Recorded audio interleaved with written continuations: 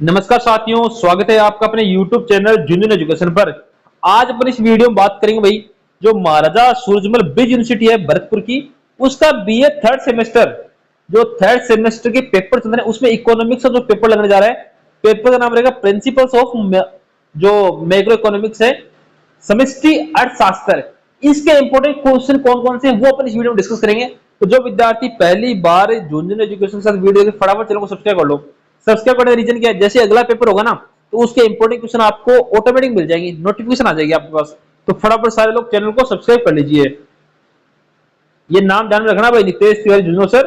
And Telegram join कर लेना सब लोग को, जूनियर एजुकेशन के नाम से टेलीग्राम चैनल है, इसकी लिंक हमने वीडियो डिस्क्रिप्शन दे दी है, वहां से आप लोग ज्वाइन कर लेना। टेलीग्राम पे आपको नोट्स, प्रैक्टिकल फाइल और सारी जानकारी सबसे पहले मिलेगी। दूसरा काम क्या करना है, इंस्टाग्राम है जूनियर एजुकेशन, इसको फॉलो कर लेना, कोई स्पेस वगैरह नहीं है, इसकी लिंक भी वीडियो डिस्क्रिप्शन में है, या आप इंस्टाग्राम ऐप पे जाइए, वहां लिखिए जूनियर एजुकेशन, वहां से आप लोग ज्वाइन कर सकते हो।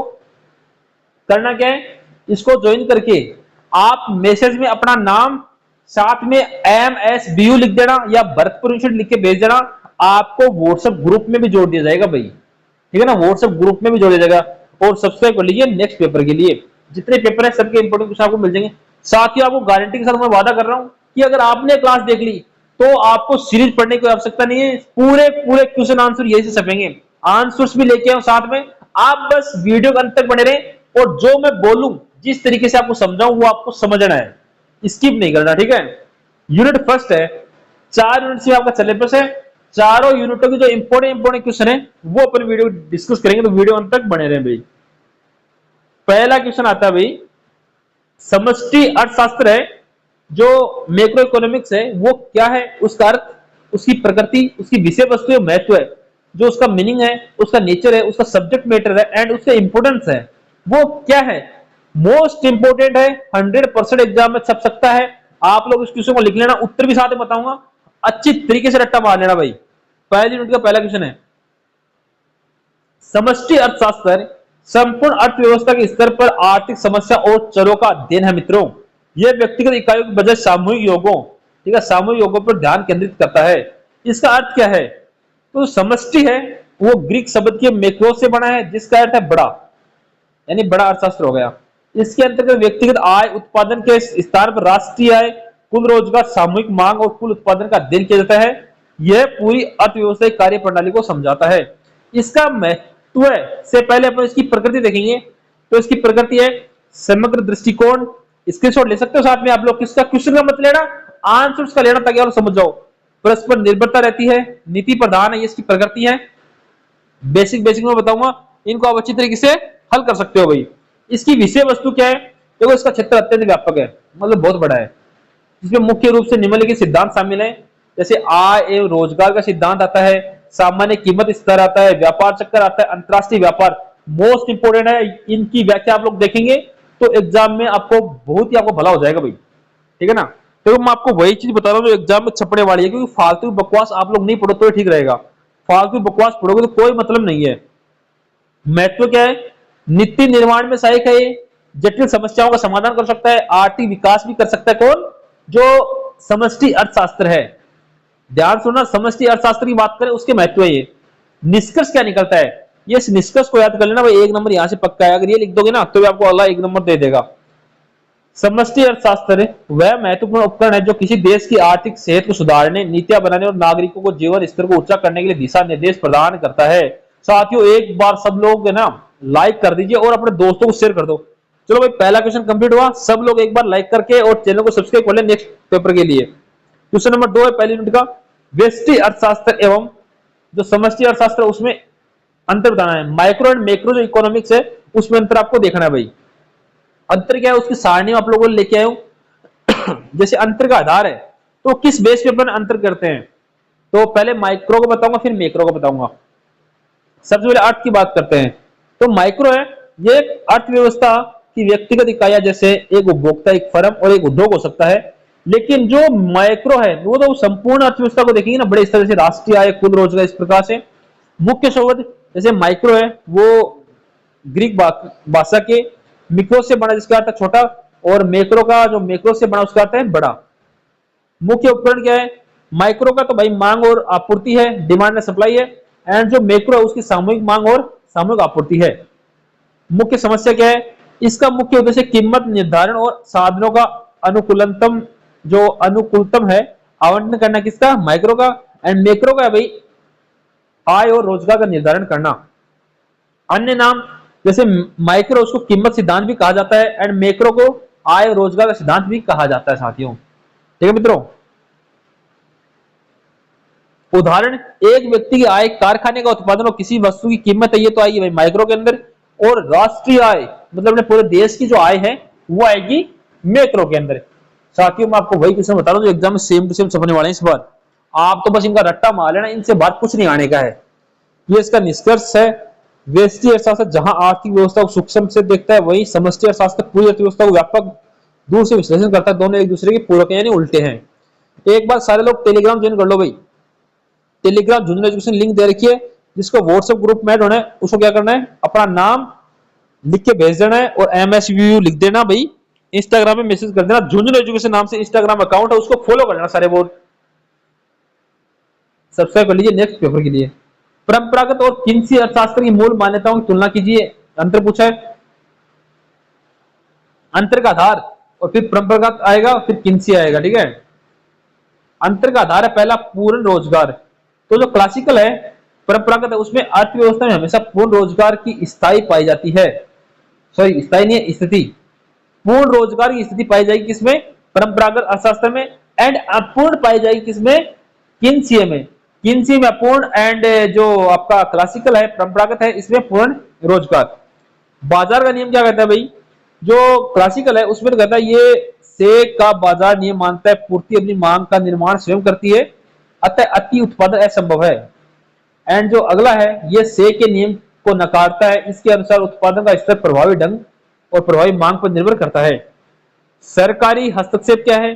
यह अहस्तक्षेप की नीति का समर्थक है और ये हस्तक्षेप को अपनाता है। समय अवधि क्या है? ये दीर्घकालीन है, ये अल्पकालीन है। ठीक है, मजदूरी कीमत लचीलापन क्या है? मजदूरी और कीमतें पूरी तरह लचीले होती है, जो सत्ता असंतुलन नहीं बल्कि संतुलन स्थापित करती हैं। और इसमें मजदूरी और कीमतें नीचे की ओर अन्य होती हैं, अव्यय होती है, इसमें आसानी से कटौती नहीं की जा सकती।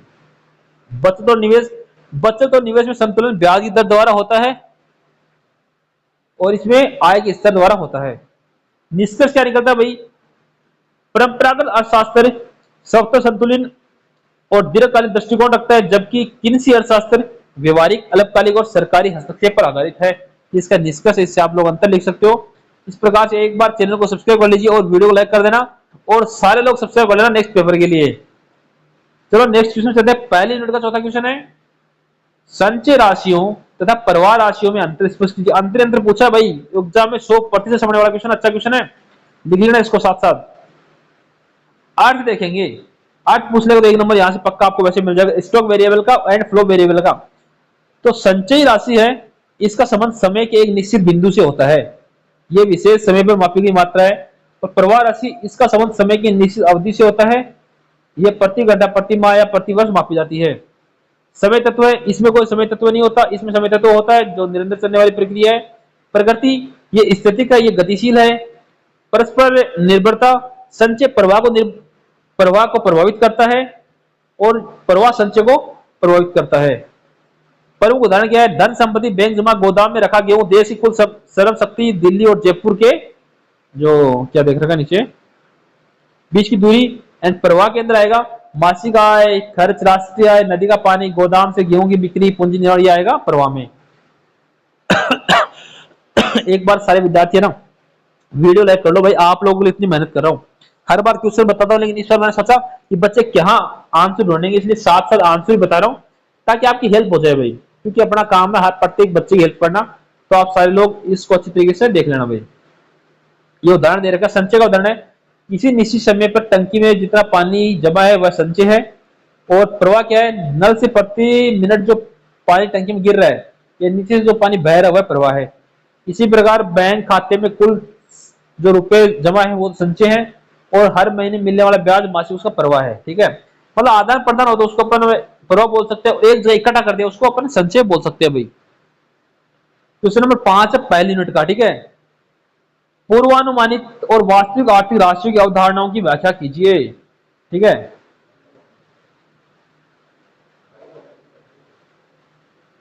पूर्वानुमानित राशियां क्या है? इनका अर्थ एक्स एंटी का होता है पहले से या नियोजित। अर्थव्यवस्था के विभिन्न क्षेत्रों जैसे उपभोक्ता उत्पादक द्वारा किसी निश्चित समय अवधि के दौरान जो कार्य करने की योजना इच्छा बनाई जाती है, जो पूर्वानुमानित राशि कहते हैं। अन्य नाम इन्हें नियोजित और इच्छित प्रत्याशित राशि भी कहा जाता है।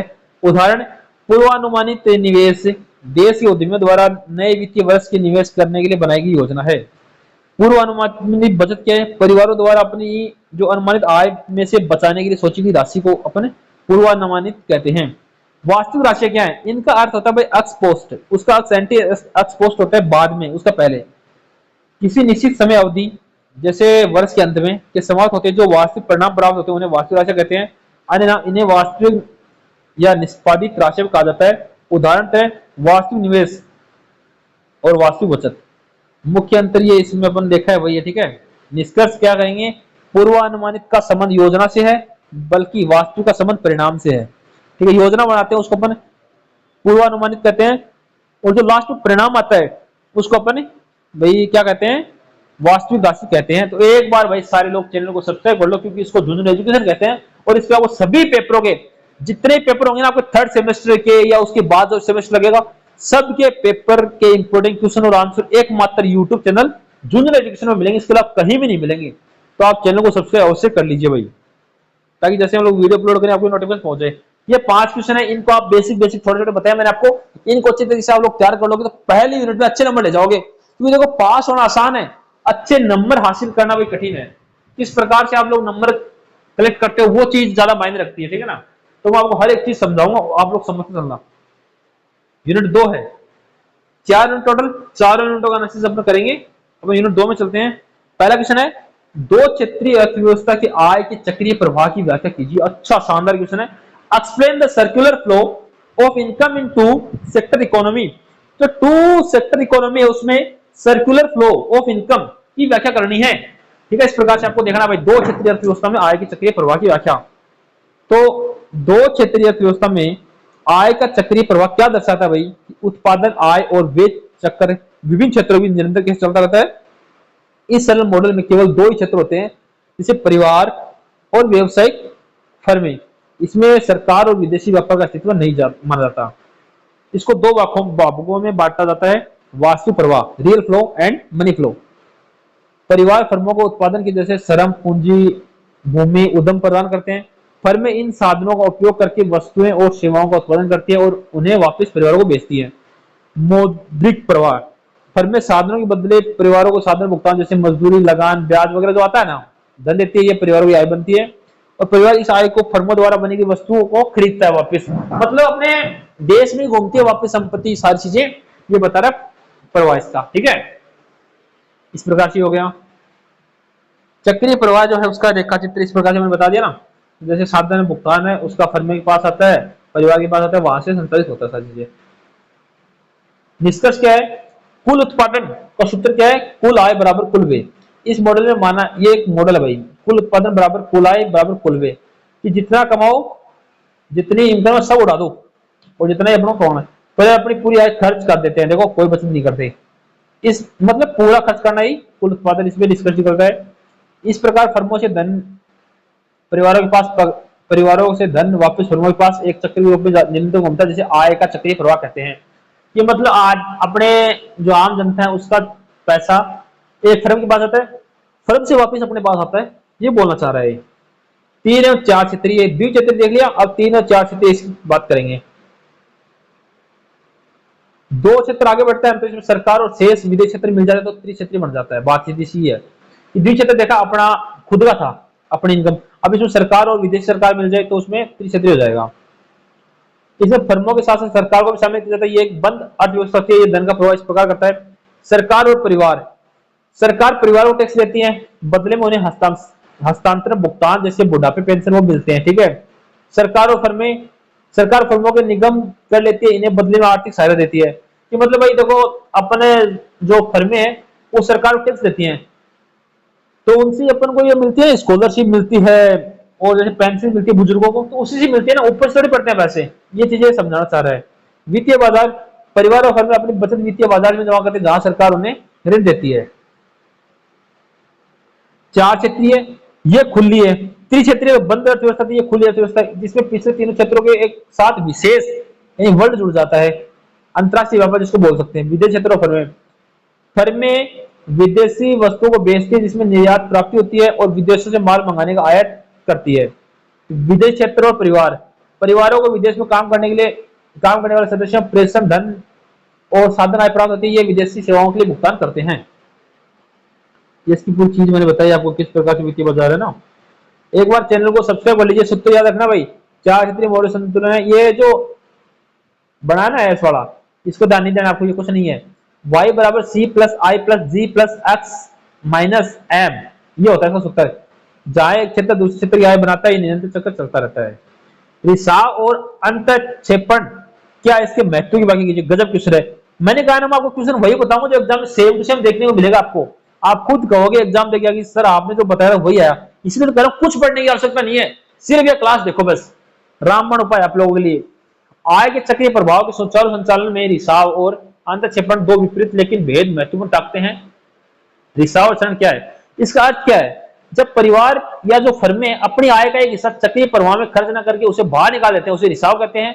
इसमें अर्थव्यवस्था में वस्तुओं सेवाओं पर होने वाली व्यय में कमी हो जाती है। प्रभाव क्या है, यह चक्रीय प्रवाह के कारण जो आकार है उसको घटाता है, इससे राष्ट्रीय और उत्पादन का स्तर कम होता है। भाई प्रमुख उदाहरण बचत, कर और आयात। अंतक्षेपण या भरण क्या है, जब अर्थव्यवस्था के बाहर से चक्रीय प्रवाह के अतिरिक्त धन डाला जाता है या शामिल किया जाता है तो उसे अंतक्षेपण कहते हैं। यह उत्पादक गतिविधियों को गति देता है। यह चक्रीय प्रवाह के आकार को बढ़ाता है जिससे रोजगार, मांग और राष्ट्रीय आय में वृद्धि होती है। प्रमुख उदाहरण निवेश, सरकारी व्यय और निर्यात। महत्व क्या है, आपको सीधा ये देखना, देखो बचत प्लस कर प्लस आयात बराबर निवेश प्लस सरकारी व्यय और निर्यात। ये आपको सूत्र लिखना है। आप इसको लिख लेना, ये जो है एस वाला है टेक्स्ट लिखा उसको ध्यान मत देना। बचत प्लस कर प्लस आयात बराबर निवेश प्लस सरकारी व्यय प्लस निर्यात, ये आपको देखना है। ठीक है, इसका नीति निर्माण सहायक है। चौथा क्वेश्चन है राष्ट्रीय आय क्या उदाहरण था, उसके मापन की विधियों को वर्णन कीजिए। ये क्वेश्चन आपको बड़ा याद करना है भाई, 100% आएगा एग्जाम के अंदर। राष्ट्रीय आय वाला क्वेश्चन है ना, इस बार 100% आ सकता है। इसको ढंग से पढ़ लेना कि राष्ट्रीय आय क्या है, इसके निर्धारण की विधियां क्या है, इसकी अवधारणा क्या है, इसकी मापन, पूरा एनालिसिस आपको पढ़ना है क्योंकि क्वेश्चन बहुत ही महत्वपूर्ण है भाई। राष्ट्रीय आय वाला सेम टू सेम छप सकता है सेकंड यूनिट में क्वेश्चन, तो इसको पढ़ लेना अच्छी तरीके से। राष्ट्रीय आय किसी देश की आर्थिक स्थिति को मापने का सबसे महत्वपूर्ण पैमाना है। अवधारणा क्या है, एक वित्तीय वर्ष, जैसे 1 अप्रैल से 31 मार्च अपने वित्तीय वर्ष मानते हैं, के दौरान किसी देश के साधारण निवासियों द्वारा अर्जित कुल साधन आय, कौन कौन सी, मजदूरी प्लस लगान प्लस जो ब्याज प्लस लाभ है, के योग को राष्ट्रीय आय कहते हैं। इसे विदेशों से प्राप्त साधन आय भी शामिल है। मापन की विधियां, उत्पादन और मूल्य संवर्धित विधि। आप स्क्रीनशॉट लेना भाई, मैं इसको पढ़ी नहीं बताऊंगी, इसका वर्णन है, मैं विधि का नाम बताऊंगा। आय विधि, व्यय विधि,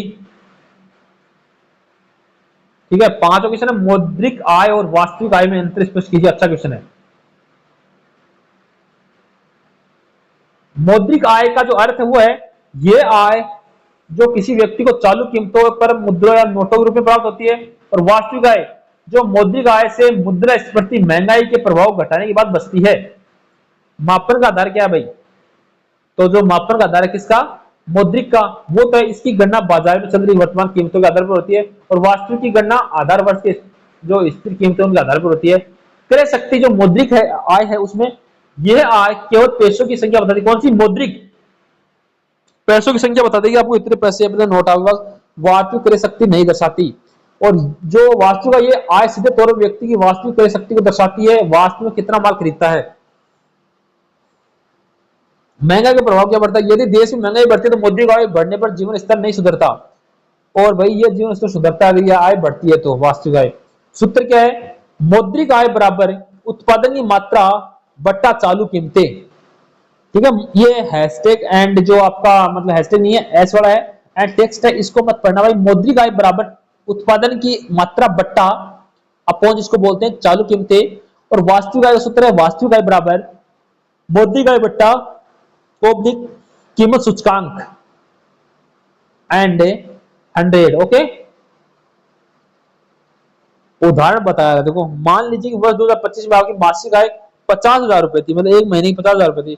वर्ष 2026 में बढ़कर 55,000 हो गई, तो ये आपकी मौद्रिक आय में 10% की वृद्धि हुई है भाई, ठीक है ना।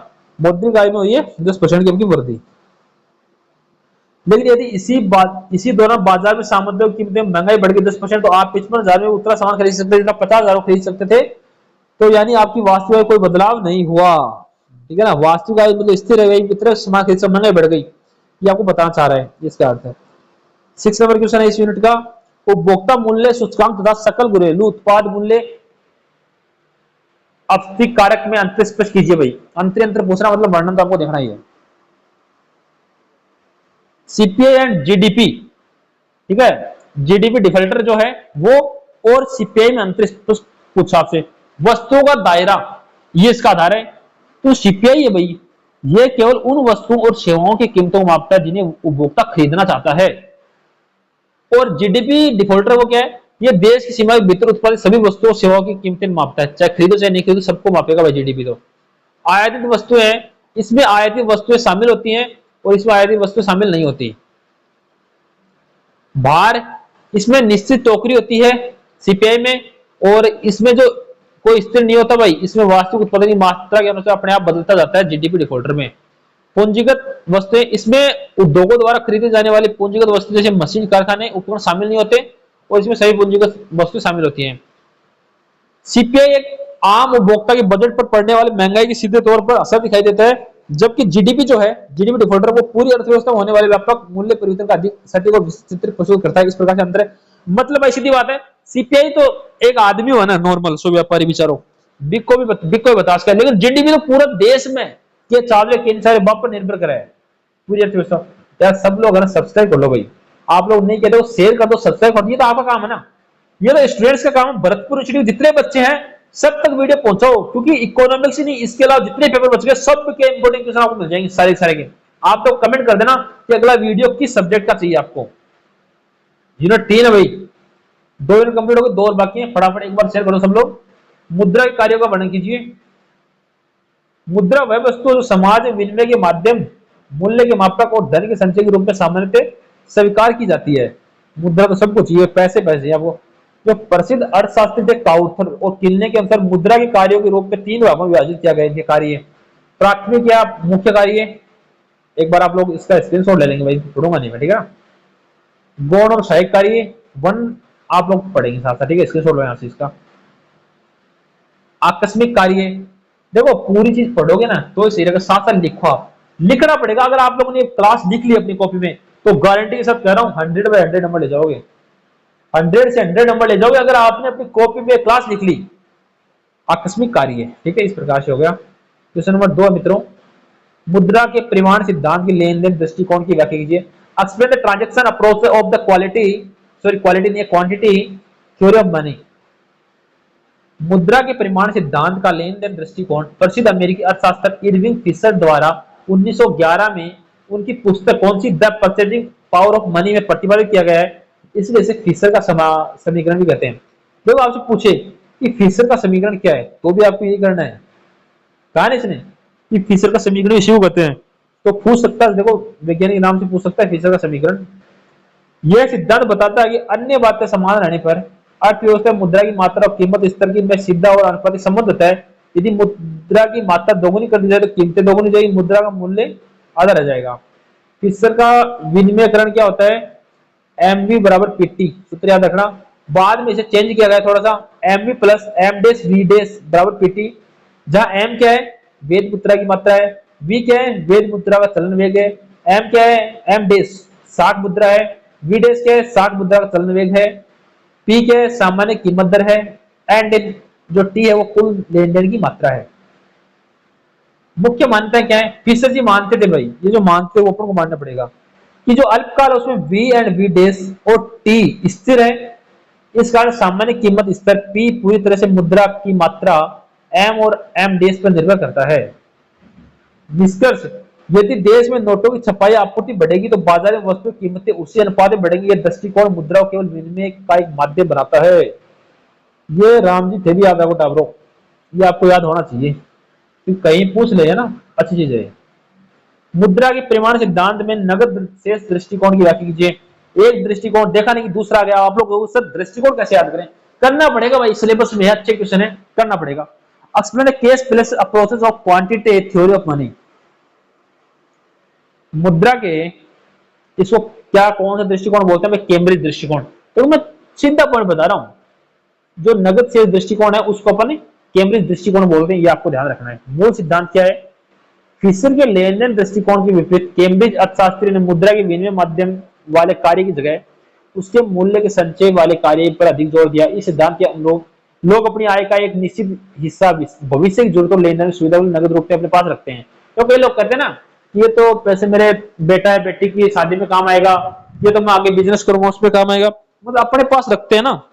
फिशर जी पहले बोले आप नहीं उड़ा दो सारा चीज, अब ये नया आए ही, ठीक है ना, कैम्ब्रिज वाला ये कह रहे नहीं रे उड़ा कैसे दो, आगे काम आएंगे। तो अपन ये काम दिवा रहे हैं और अपन लगा रहे हैं भाई। इसकी इक्वेशंस क्या है? एम बराबर के पी वाई, इसको मार्क्स का समीकरण कहते हैं, मार्शल का समीकरण कहते हैं भाई। कैम्ब्रिज समीकरण के आगे जो अर्थशास्त्री ने एक समीकरण दिया, सब कैम्ब्रिज समीकरण, जो कैम्ब्रिज के जितने भी अर्थशास्त्री थे उन्होंने एक समीकरण दिया जिसे मार्शल का समीकरण कहा गया, वो है एम बराबर के पी वाई। एम का मतलब मुद्रा की कुल मात्रा, पी का सामान्य कीमत स्तर, वाई का वास्तविक राष्ट्रीय आय और के का कुल वास्तविक आय का वह भाग जिसे लोग नगद रूप में अपने पास रखते हैं। ये निष्कर्ष तो आप लोग पढ़ लो आराम से। निष्कर्ष देख लो। फिशर का सिद्धांत जहां मुद्रा की पूर्ति पर ध्यान देता है, वहीं कैम्ब्रिज का नगद शेष दृष्टिकोण मुद्रा की मांग को प्राथमिकता देता है, जो अधिक व्यवहारिक और आधुनिक है। मित्रों सब्सक्राइब कर लो यार सब लोग, है ना, देखो आप लोग इतना काम कर रहे हैं, सब्सक्राइब करना बनता है भाई, सारे लोग सब्सक्राइब करोगे तो आप हमारा सपोर्ट करो ताकि हर एक बच्चे तक पहुंचे। मुद्रा किन से सिद्धांत की व्याख्या ऊपर देख के आए अपन, ये ना ऊपर अपन देख के आए भाई, ये इसको एक बार मैं नहीं बताऊंगा, आप लोग पढ़ लेना, ये 100% आने वाला क्वेश्चन है।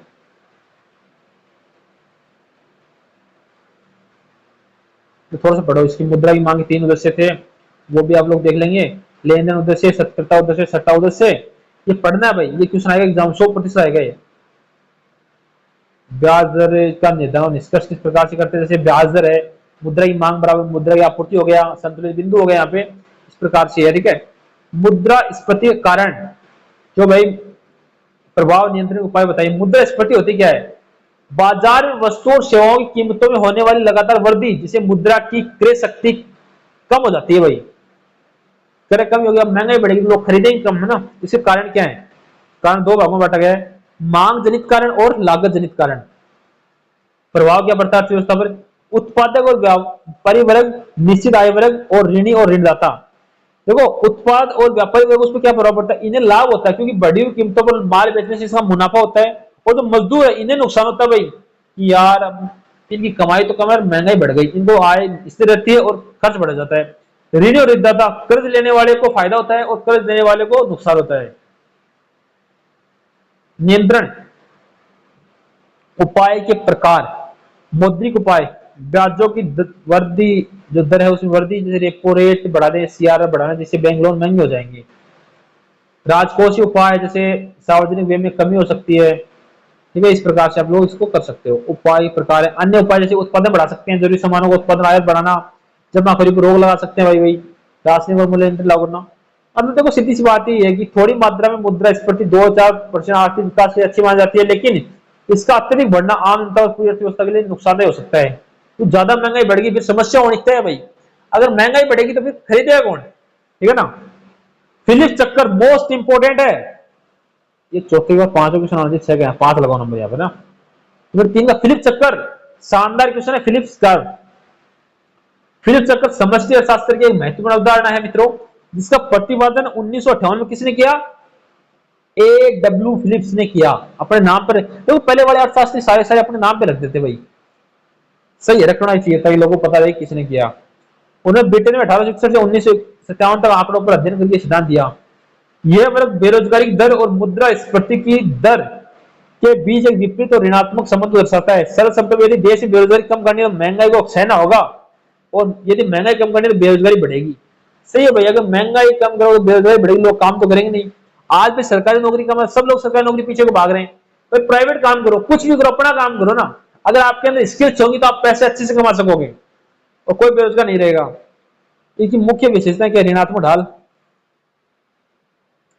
ट्रेड ऑफ, अल्पकालिक सत्यता। महत्व क्या है? नीति निर्धारण में, नीति जो निर्माण उसमें सहायक होता है, आर्थिक नियोजन करता है। डिस्कस क्या नहीं करता है भाई? फिनिश वक्र आर्थिक स्थिरता और पूर्ण रोजगार की भी संतुलित बनाए रखने के लिए एक व्यवहारिक और नीतिगत मार्गदर्शक उपकरण है। उपकरण नहीं भाई, ये झुंझुनू रेजोल्यूशन आप लोगों के लिए रामबाण उपाय भी है। मैं गारंटी के साथ कर रहा हूं, आप लोग अच्छी तरीके से इसको तैयार कर लो, एग्जाम में छपने वाले क्वेश्चन है। सब्सक्राइब कर लीजिए फटाफट। लास्ट यूनिट आएगी इसके बाद, यूनिट नंबर 4। एक बार सब लोग शेयर कर दो अपने दोस्तों तक ताकि सबकी हेल्प हो जाए। लास्ट यूनिट देखने से पहले एक बार सब लोग शेयर कर दीजिए ताकि सबकी हेल्प हो। और आप वीडियो को लाइक कर देना भाई, तो लाइक करते हैं मुझे ऐसा लगता है भरतपुर वाले को सपोर्ट कर रहे हैं, फिर मैं दुगनी मेहनत से आप लोगों के लिए वीडियो बना के लेके आऊंगा, इसलिए आप लाइक जरूर करें। उपभोक्ता फलन, बचत फलन, निवेश फलन क्या है? समष्टि अर्थशास्त्र में उपभोग, बचत और निवेश फलन आय और रोजगार की निर्धारण तीन सबसे महत्वपूर्ण आधार है। किन्स के अनुसार इनका अर्थ निम्नलिखित है। उपभोक्ता फलन, इसका अर्थ क्या है भाई? उपभोक्ता फलन कुल आय और कुल उपभोग व्यय के बीच एक कार्यात्मक गणितीय संबंध दर्शाता है।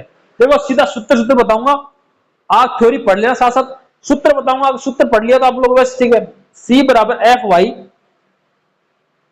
या सी बराबर सी डेज प्लस बी वाई, ठीक है। जहां सी क्या है? स्वायत्त उपभोग है, और बी क्या? सीमांत उपभोग है, और प्रवृत्ति एमपीसी, ठीक है। बचत फलन का सूत्र क्या? एस बराबर एफ वाई। ये सूत्र नहीं याद रखो यार आप लोग, ये लिख दोगे ना, मैं कह रहा हूं पूरा नंबर देगा आपको, ठीक है। और विशेष फलन है, उसका सूत्र ये है। ये सूत्र अगर आप लोगों ने लिख दिया एग्जाम के अंदर, थ्योरी चाहे भले मत लिखो, सूत्र लिख दिया तो पूरे नंबर देगा, गारंटी के साथ पूरे नंबर देगा। और आपको क्या लिखना है? सूत्र लिखिए, ऐसे अंडरलाइन कर दे, ऐसे डब्बा बना देना, ठीक है। इस प्रकार से आपको एक आयत का जो आकृति वो बना देनी, उसके अंदर लिख देना है। मैं गारंटी के साथ करो पूरे नंबर आ जाएंगे। थ्योरी पढ़ेगा नहीं अगला, क्योंकि आपको सूत्र याद होना चाहिए, एक लाइन तो याद कर सकते हो और पक्का आएगा। निवेश पूछ ले, उपभोक्ता फलन पूछ ले या बचत फलन पूछ ले, पक्का आएगा क्वेश्चन एग्जाम के अंदर। परंपरागत और जो किन्सी रोजगार सिद्धांतों की तुलना करनी है। अंतर देख लेते भाई। तुलना का आधार है पहले तो रोजगार का स्तर।